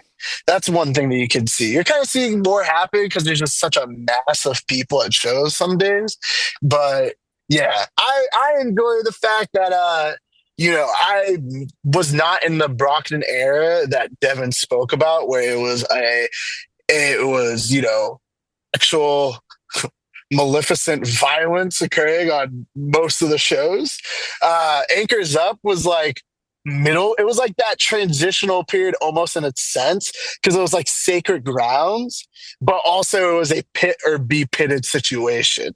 Like, you were on the floor of Anchors Up, you were either getting moshed on or you were fucking moshing, and there is no way out. And other than two fucking staircases, which most of the time you're not, it's like not even easy to get to on those fucking staircases. So it was that was where, like, I don't know, you learn these ethics and understanding of what we're all here for. This is a release. This is therapeutic. But at the same time, there is still a code of conduct to make sure that we're all within the same operating fields, and therefore everyone's going to probably go home safely. So, yeah. Yeah. People do need to learn how to protect their neck, though, because I've seen a few too many broken noses recently. You shouldn't have. It's like, how? Just it shouldn't happen. Just put that. No. Put the arm up. Get that arm up. That's your make the split second decision of, okay, what is the height of the person swinging at me? What is my height in comparison? Do I duck, back up, curve my back, or whatever? Don't close your eyes. But yeah, at the same time, don't close your eyes. Mentioned, as the great Colin of Arabia said, mosh up front, moshing the hard paint with the big boys. Yes, don't be sir. Yeah. Just so yeah, to the moshers, just mosh up front. To the moshies, either get in there, because like if you're active, you're like probably less likely to get hit. Or just again, pay attention. That was honestly shot. Chanel, she was the one who put me onto that rule. She was like, oh, if you don't want to get hit, just mosh hard. And I was like, oh, so if I just mosh and like dummy hard, then I probably won't get hit. And that's really where I developed my mosh style from. It was just an insecure mosh style because I was fearful of getting hit. And now that's where we're at now. So I think there are two types of people that learned, and it was either mosh hard, like that rule, like you won't get hit if you mosh hard, or just the people that are like, I'm just not in it. And then they stand in the back, like John Donnelly. Yeah. Shout out John Donnelly. Also, shout out to different regional moshes. You know, I always say, I think Northeast, hardest pitters in all the country, straight up. I feel like Massachusetts had a championship run year over year for over a decade of just producing some of the hardest pitters. Northeast overall, some of the hardest pitters of all time, straight up. I feel like now though, you know, the rest of the country is catching up to the Northeast at times. You see some hard pitters from all walks of life, especially with, you know, the festival circuit that you see nowadays, where now more and more people are coming together. But I'll still say the Super Bowl of moshing though is and forever will be United Blood. United Blood is the hardest mosh fest of any of the fests I ever were around, by far.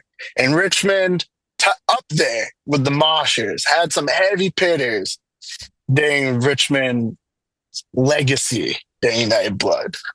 Yeah, dude. Yeah, watch fucking Worldview, Bad Seed, United Blood 2009.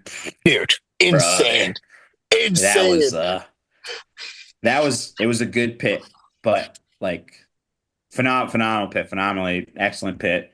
One of my all-time favorites to be in. Dude, I think of Misery. What was that? United Blood 2014. Down presser intro. Jose with one of the most iconic mosh calls of all time. Y'all motherfuckers want to fight? We'll give you something to fight to. Dun, dun, dun. Incredible times. Good times. And I'm at the gym, so I have to go. Fuck, I was about to ask you like a deep ass question. Damn, yeah, man, dude, brother. it's 7 o'clock. Dude, you got so much time. 7 o'clock on the dot. I know, but I go to the gym where there's like time sessions. You feel me? So like, you know, I got a solid like 15. All right. Actually, that's a lot. You know, I'll step into the gym, see what's up, see what I have going on, and see if I can still, chit chat. So, but hit me with the question because I'm enjoying this conversation right now. Well, we're talking about, you know, current mosh culture with a little bit of New Jack shit going on. We got that post-COVID TikTok boom. Every scene has experienced it. It continues. Aside from the mosh culture and the current attitude of hardcore and the scene, what Move is doing, what you're doing with activism through hardcore, are you seeing significant change as opposed to before COVID? And I mean, even in Dev Days mentioned the Brockton area, like that's a completely different world, I feel like. I mean, I think anything kind of past even, I'd say even like 2014, 2015, like things are, I think just in general, just more like politically active. Mm-hmm. I'm a more politically minded person. I think just in general, you know, for better or worse, I think for better, the world has gotten more political, but you know, whether you agree on how divisive that has made things. And then, yeah, definitely 2020, I think really lit an even larger spark. It's just like these movements just, you know, growing and growing year upon year.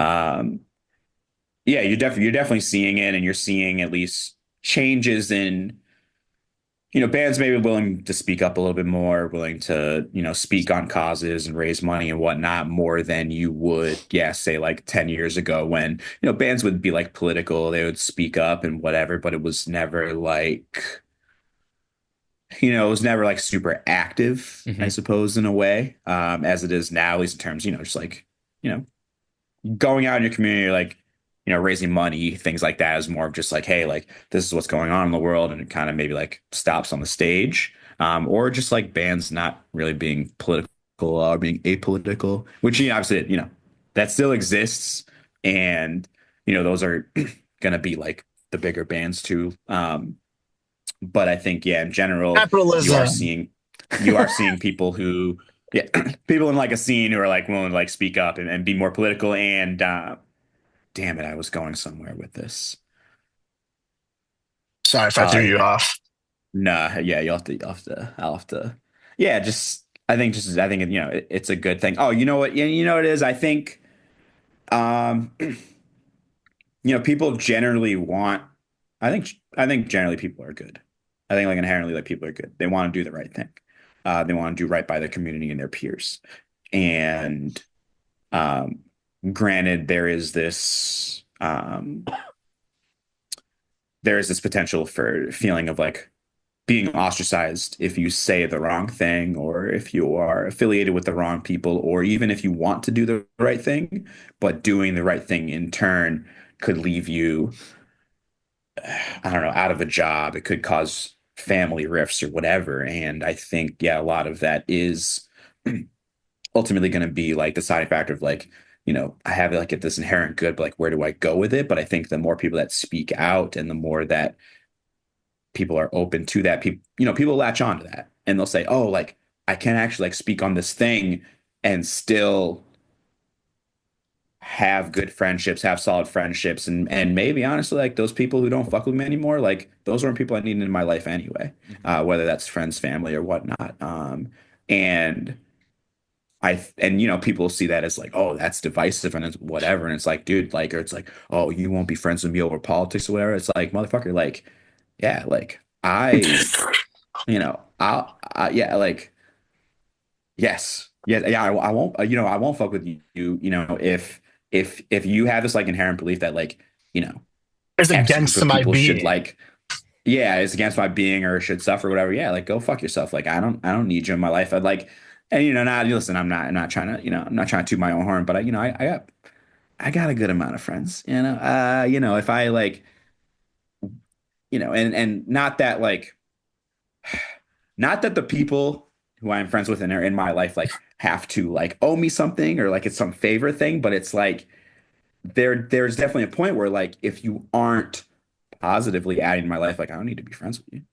And if that is like an inherently like political reason for whatever reason, or you want to fuck with me or whatever, like all right, cool, like we'll keep it pushing, and that's it. And like I got other homies. Yeah, I mean, I missed the second half of the question. I heard photographers, and I was about to be like, I don't know, photographers should literally. Side tangent.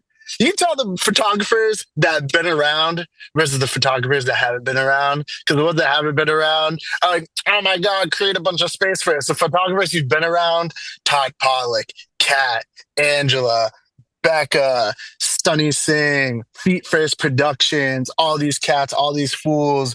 Like they're like, oh yeah, we find our space amongst the chaos. Like that's literally like we have a dude who's like Eye of the Storm. Like, and you ain't never seen okay, other than Sunny one time, but most of them are like, pretty fucking like, oh, we understand what's going down. But I missed the second half, which I assumed is politics and hardcore. Yeah, it's more like the attitude of hardcore, like how it's different in this modern time as compared to like. So I think people really conflate the idea of hardcore as a subculture. I think we generally want to believe that it is completely detached from the mainstream culture of the US. While as you see the political shifts within even our mainstream culture, absolutely influence come in and are very on track with what happens in hardcore. Hardcore heavies that back in 2020, back in 2020, back in 2019, we have a heavy political rising during the panoramic times in the lockdown period where there's this rise of political consciousness. And you saw that outside of that in late 2020 into 2021, you're seeing the amount of bands wanting to contribute because of this great deal of political pressure. And especially when it comes along the racial line within the states, particularly, that's a much easier progressive politic to have, to be anti-racist. That's somewhat easy to do. I have black friends. Why would I want to be racist? I love black people. I don't want to be racist. So the idea of being anti-racist is pretty easy to do. But then you saw the pendulum swing and right with the rise of the conservatism that happened and this like current fascism that we're amongst, we're all of a sudden like, oh, bands being outspoken about this shit isn't necessarily cool. That's not necessarily a good thing.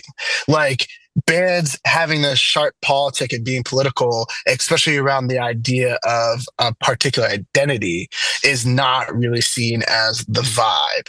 Like, you get to see particular bands not on the large festivals that you're like, how is this band not on this festival when they've been like killing it and they're very large? And then you might sort of take the page back a little bit and you understand like the political messaging that they have might not be in line with what is of the times, or it may be a little bit of it may be too radical, too revolutionary, to something of that degree. And that's not even about like Move per se. Like Move, we are not a large band. But like, I'm talking about bands that are bigger than us that have a much more political message. And there's always this tradition of politic and hardcore. I mean, from a band like Candaria, Pure Disgust, even,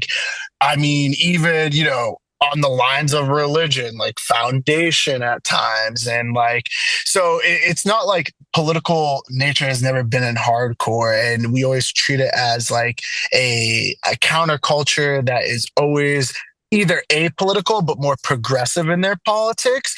But then you see some of the same things that happen in the regular USA that also happen in hardcore. Like, we have our own version of the police. We have repressive systems that don't essentially allow just everyone to be able to do what they need and be themselves. And sometimes you see people, especially now, like, I think you're seeing the contradictions that exist in our current period when it comes on the issue of Palestine and Gaza, and having people take a much harder stance on an issue that is, what to me, I've always considered a litmus test on like, where is your actual politic? Like, because you could say that you're anti-racist and you're like pro-black, but are you also understanding why that's interconnected with Palestinian liberation? Why that these people facing apartheid and examples from the Jim Crow South and a genocide currently, like, if you believe in the liberation of Black people, that is also tied to the liberation of Palestinians, because of what we're doing in this country directly results in sort of the pain and suffering that the Palestinian people are experiencing. And some of the experiences are also very in line with what Black people have experienced. And Palestinians have always shown solidarity with Black people, just like Black people who actually understand from your either, whether it's a Ruth Wilson Gilmore, a Robin D.G. Kelly, and Asada, or Black Panther Party, Malcolm X, whoever the fuck we may think of when we think of like Black intellect leaders and revolutionaries. There's always been a connection to like Palestine, but it's always been a much harder pill to swallow, because that stance can result in the loss of funds, can result in being labeled as anti-Semitic or all these things. So it's a riskier thing. So you really see like who has essentially the willingness to understand humanity and what liberatory politics look like, and like who don't. And I feel like that's really what you're seeing in this current limelight, because everyone should be pro-Palestinian. Everyone should be anti-apartheid. Everyone should be anti-genocidal. Like it is troubling when you talk to people and they think that what's happening right now in Palestine is okay. And it's like, how the fuck are you literally going to look at people dying every day? Children, grown men, women, everyone in between just getting slaughtered, and be like, yeah, that's fine. Because like, I have no understanding of the world and have no belief that people who got their land stolen should also be able to fight it by any means necessary to get their land back. And so I think you're seeing that distinction happen right now. So you've seen sort of like more political, you're witnessing bands who are actually willing to take a stance, and it's also a through line of bands that were taking a stance in 2020 and throughout the years, and they're still taking that stance now. And so I think we're in a point where, just like we're seeing within the US and in Canada, where the pendulum having a backlash of conservatism, of capitalism, of literally just repression of any progressive politics from what resulted in 2020. And you kind of see that, like, you're seeing this idea that like intellectualism isn't good in hardcore. You feel me? Like the idea of using your brain and having more complex thoughts other than like, I'm sad today or like something like that is like not cool. And so that's kind of how I feel about it. And I think what we're seeing, because I don't think it's as detached as we really want to make it seem, because you still see like the same bullshit. And especially it's interesting now, as Devin kind of noted, we're in this like booming transitional period of hardcore, where hardcore is now sort of maturing as like a music industry, like as a place in which bands are able to make money. They're in like not just money to, we just made enough money to go on tour again, but like, oh, we're making money to like survive. Like we're seeing labels make money. We're seeing people run fests that make money. And like, we're watching also the middlemen make money off of it now as well. So that influx of money and cash is always going to have an impact on the game.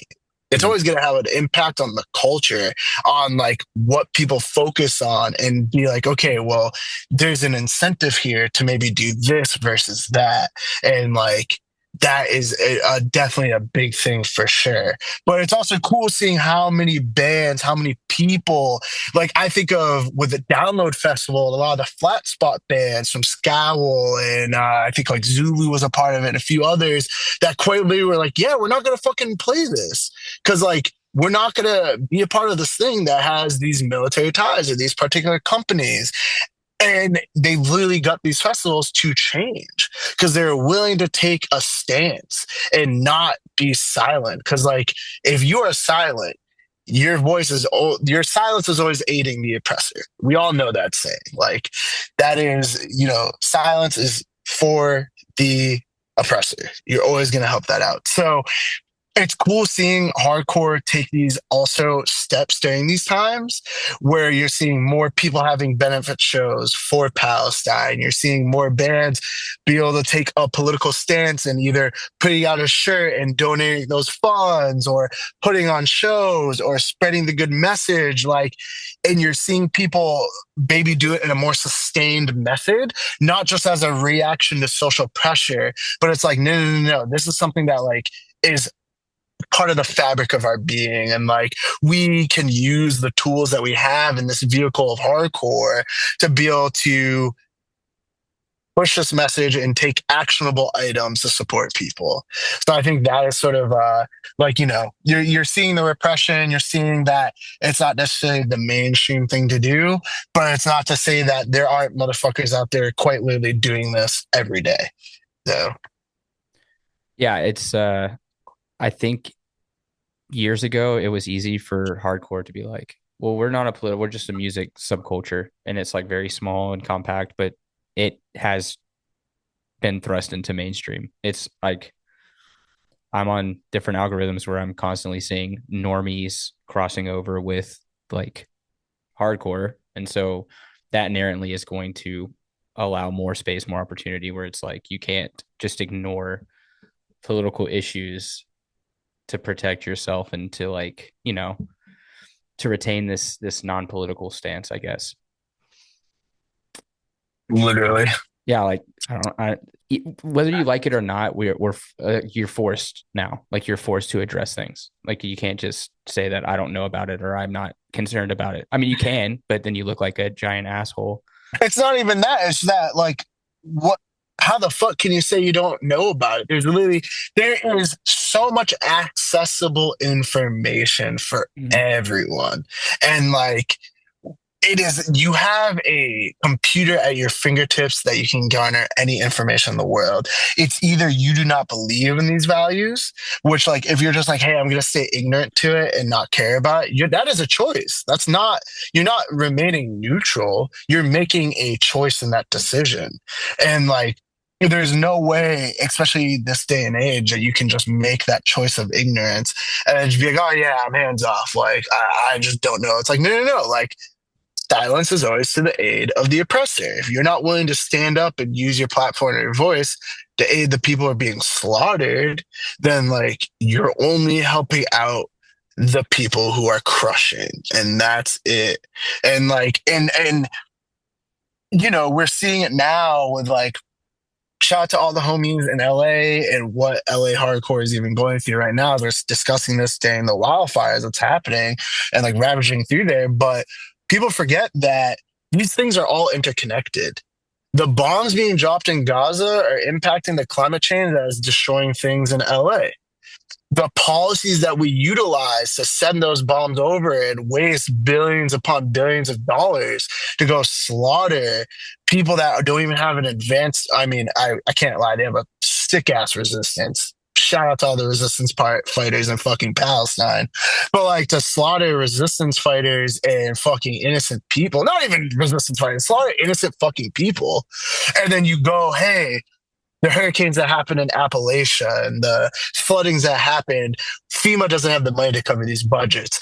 Oh, the money that's needed to cover what's happening in LA right now, we can't find that money. Oh, sorry, but we can't find $10 more billion to arm fucking Israel to go be our puppet state over in the Middle East as like a fucking ethno state.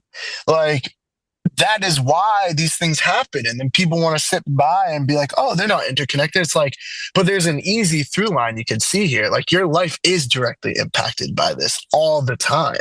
Whether you're black, whether you're white, whether you're Mexican descent, Asian descent, like, obviously white people have the least to worry about out of everyone in the country. And, obviously that changes depending on your class level and such.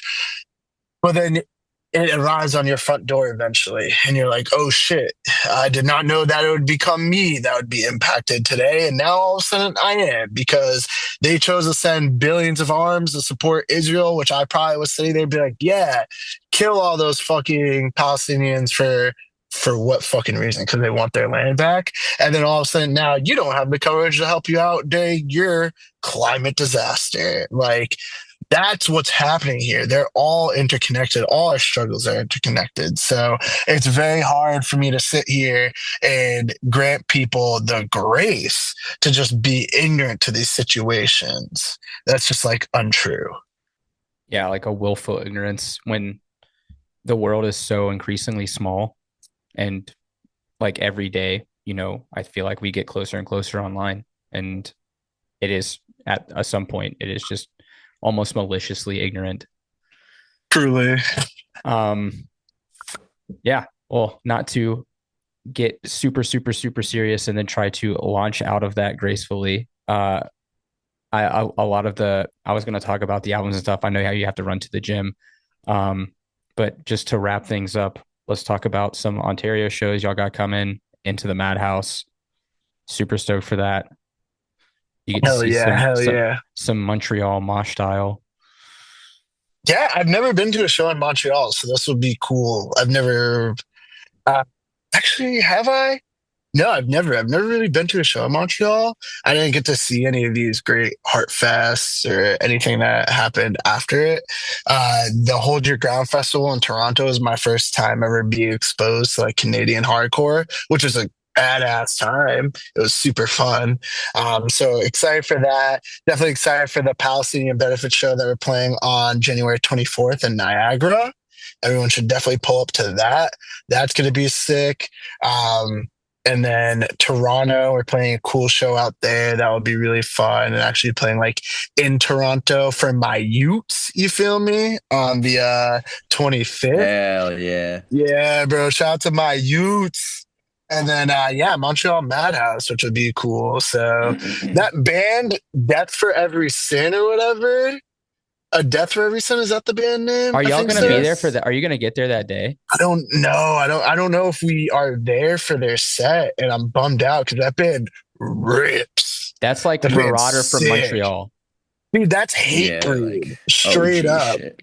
Yeah, I was like, yeah. Shout out to Evan Deduct from Buffalo. He's the one who put me on. He's like, bro, you gotta look at this band. I was like, I don't know what the fuck you're talking about. I was like, wow. Now I know what the fuck you're talking about. This band's fucking sick.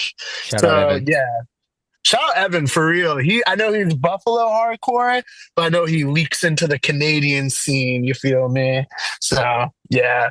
But those shows will be sick. We're excited for them. I think I got the dates right? We're paying 23, 24, 25, I think. Y'all. Yeah, 25 is Montreal. Yeah. 23rd, Niagara, Palestinian Bedfordshire, 24th, Toronto, 25, Montreal. Because y'all play Saturday, yeah. Yeah, so I think we missed a Death for Every Sin, but, you know, it happens. We'll get the lineup, I'm sure. Yeah. We play the day with Death for Every Sin. Hit hard. So excited. I love that band. Dude, that's what everyone was saying. It's just like, yeah, everyone just like it's a war zone. Everyone just wants to die while they listen to them. I think that's sick. Well, I mean, all of their fans are going to be like older than us. So somebody might actually die from like shut the fuck up. It's like hard, just like hypertension. Yeah, like a 47-year-old trying to spin kick and like has a heart attack. It's gonna be a bad day for hamstrings, brother. A bad day for hamstrings. Y'all play the day with all the like out of town bands. Wow, now it's being on the out of towner day. That kind of sucks. Like Pure Bliss is playing, I think. Okay. Well, we play with Punitive Damage too. Punitive Damage from Vancouver. Yeah, that's a good West Coast. Yep, they'll be sick. Yeah, it's gonna be fun. It'll be cool. That venue. I don't know why we're headlining, but whatever. I thought that was a little ridiculous. Take it. I'm not gonna lie. It's like y'all's first time in Montreal, and y'all are headlining. It's pretty funny. Yeah, and I'm like, bro, we should not be headlining. Like, stop that. And now we're headlining, so. I'm not trying to throw shade on the MTLHC collective, all respect, but that's a weird move. But I'm not gonna say it'll be bad because it'll be cool. I'm throwing shade. Y'all should have not made us headline. You could have put a Death for Every Sin headlining and then Move playing on there. Yeah, that's what should have happened. Move them to the Saturday. Yeah, exactly. Don't do that because I want to play that. I want to play. Let me know before you go, favorite city for Beans and Breakdowns. We're looping back to, I can't remember who asked it, but. Oh, me. I was asking Devin. Gotta love Boston. Love Boston. But you know what? where I really cut my teeth in coffee, Los Angeles. Los Angeles is so many. Like, you could throw a rock and you'll find a fucking dope spot in Los Angeles. So shout out to Los Angeles. Shout out to Dayglow. But I will say, the best coffee shop in the entire country, Little Wolf, which is 45 minutes north of Boston, roasts Dayglow's beans. So de facto, Boston's already in there too. So LA, phenomenal city for a cup. Like, love that. And I have a 42 shop list in my phone of all spots I went to in my 6 years of living there. So damn. And adding to it to this day because I had to go out there for work. I'm definitely gonna just go with Boston. Actually, I'm gonna go to New York. Fuck it. I love New York coffee shops. There's so many of them, particularly the ones in Harlem, especially the ones that are Black owned, and just like a whole different vibe, which is really cool that I appreciate. So I really enjoy New York's coffee scene and just the abundance that there is. But I will Obviously, Boston has some fantastic coffee shops that I always love kind of picking Dev's mind and brain on. And here's a little coffee trivia for all you listeners. If you're familiar with the Frappuccino, okay, that was invented in Massachusetts. Really? There's a gentleman named George Howell who has a shop in Massachusetts. Legendary. He ran the shop around here called the Coffee Connection. He invented the Frappuccino and then sold it to Starbucks and became a zillionaire. But yeah, there's a couple. George Howell's a local roaster here in Boston. They have a couple shops too. But yeah, little trivia, little Massachusetts history. George Howell's also, an OG. Special shout out to the Coffee Crawl, a little zine that our boy Dev here put together of some of his favorite shops that he's takes all the photos of them, does all the writing, and put together a really sick zine that you can go through, Dev, to maybe get a copy of if he even has any copies at all. But it's a beautiful booklet of like 13 different shops. Yeah, like 13 different shops in there. I've been fortunate enough to see him take some of the photos of a lot of them, which was kind of cool to be there in the moment. But if you enjoy photography, because Dev is a phenomenal photographer, not just a runner, not just a coffee bean head, but also throws in the photography in there as well, because he's just a dynamic man. Love my boy Dev. Six man. Yeah, a man of the world. Dude, a worldly man, all right? Trust me, one of my favorite beings in all the world, the very worldly man. But shout out to the Coffee Crawl. It's a booklet. I got the test press. I got the first edition at the crib. It's one of my favorite little things. I will literally show it to people, be like, yo, check out my friend Dev's photography. If somebody mentions to me that they do photography, I'm taking this out and be like, yo, check this shit out. This is my homie Dev. He does sick photography shit. Love it. So yeah, shout out to the Coffee Crawl before we really come to a close here. Well, guys, Corey, Dev, thank you so much for taking much longer than we had anticipated. I know this is sick. Corey's got to hit the gym, but yeah, brother. I appreciate y'all. Looking forward to catching up in Montreal next week.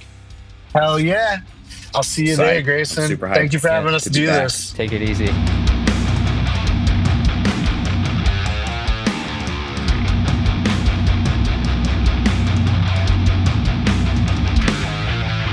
Thanks for listening to this episode of Beans and Breakdowns. I want to say a huge thanks to Corey and Dev both for joining us on this episode. Be sure to listen to the album Black Radical Love, the most recent release from Move. Also, they'll be playing Saturday, Montreal Madhouse. If you have tickets, we'll see you there. If you don't, get a day pass. There's some available at the door before the show. If you've enjoyed the podcast, please subscribe and leave a review. You can find out more information about the podcast by following us on Instagram at Beans and Breakdowns or on the web at beansandbreakdowns.com. Until next week, be sure to stay caffeinated and wake the fuck up.